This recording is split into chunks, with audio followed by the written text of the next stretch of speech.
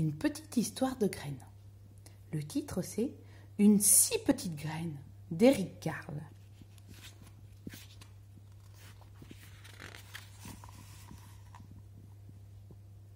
C'est l'automne. Le vent souffle. Il soulève les graines de fleurs au-dessus du sol et les emporte. Parmi elles, il y en a une qui est toute petite, minuscule. Est-ce qu'elle parviendra à suivre les autres? Et d'ailleurs, où vont-elles toutes ces graines? Elle est là, la toute petite.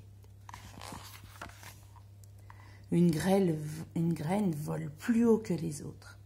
Elle monte, plus haut, si haut qu'elle se brûle aux rayons du soleil. Mais la toute petite graine est toujours du voyage. La voilà. Une graine atterrit au sommet d'une montagne couverte de glace. Là-haut, la glace ne fond jamais.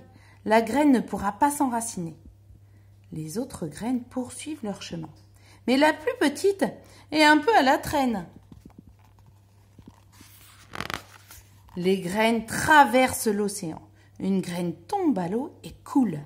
Emportée par le vent, les autres continuent, mais la plus petite ne vole pas aussi haut qu'elle.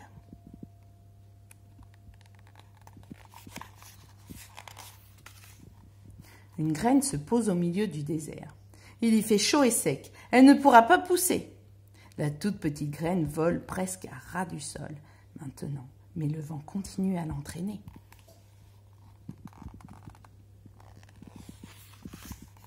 Soudain, le vent cesse de souffler et les graines tombent doucement sur le sol. Un oiseau arrive et picore une graine, mais pas la toute petite. Elle est tellement petite qu'il ne la voit même pas. Pendant l'hiver, les graines se reposent de leur long voyage. La neige les recouvre d'une couverture blanche. Dans le sol vit aussi une souris. Comme elle a faim, elle grignote une graine pour son repas. Elle ne remarque pas la toute petite graine qui dort tranquillement. Ouf! Puis le printemps arrive, les graines gonflent, s'arrondissent et enfin elles s'ouvrent. À partir de ce moment-là, ce ne sont plus des graines, ce sont des plantes. D'abord, elles plongent leurs racines dans le sol, puis leurs tiges sortent de terre, leurs feuilles se déplient et elles commencent à grandir. Mais il y en a une qui pousse beaucoup plus vite que les autres. C'est une mauvaise herbe. Et elle est déjà si grosse qu'elle empêche le soleil et la pluie d'atteindre la plante qui pousse à côté d'elle. Alors, la plante meurt, étouffée. La toute petite graine ne s'est pas encore réveillée. Bientôt, il sera trop tard. Enfin, elle se décide et lance vers le ciel une tige fragile. Ici. Le retour du soleil invite les enfants à reprendre leur jeu au jardin. Eux aussi attendaient le printemps. Un enfant se met à courir et n'a pas vu les jeunes plantes et il en a cassé une. Celle-là ne grandira plus. La petite plante, née de la toute petite graine, pousse à toute allure.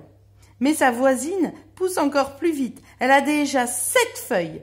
Bientôt un bouton se forme, puis une fleur. Mais qu'est-ce qui se passe? D'abord, il y a un bruit de pas, puis une ombre s'étend sur les 2 plantes. Une main avance et brise la tige de la fleur. Oh! Un garçon l'accueillit pour son ami.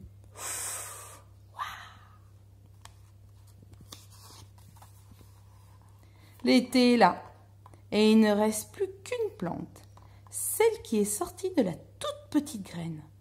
Le soleil la réchauffe, la pluie la rafraîchit. Elle se couvre de feuilles, elle pousse encore et encore, comme si elle ne devait jamais s'arrêter. Bientôt elle domine les gens, les arbres et les maisons. Au sommet de la tige, une fleur s'ouvre, si grande qu'on vient de partout pour l'admirer.